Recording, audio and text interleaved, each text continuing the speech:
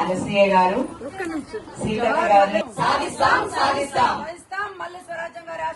పోరాటము, త్యాగము ఈ రోజులలో ఒక చరిత్రలో మిగిలిపోతున్నాయి తప్ప ఈ జనరేషన్ లో ఎవరు అలాంటి పోరాటానికి అలాంటి త్యాగానికి ముందుకొచ్చే పరిస్థితి లేదు.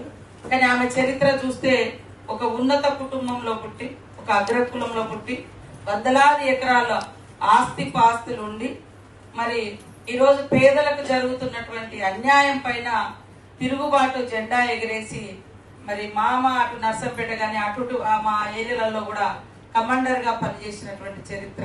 వారి చరిత్రనంతా కూడా మేము ఉద్యమాలలో ఉన్నప్పుడు మరి ఎంతో చదువుకొని స్ఫూర్తి పొందడం జరిగింది. వారి యొక్క జీవితాన్ని చదివి మమ్మల్ని మేము కూడా చక్కదిద్దుకోవడానికి ఒక సరైన పందాలో, అంటే సరైనటువంటి విధంగా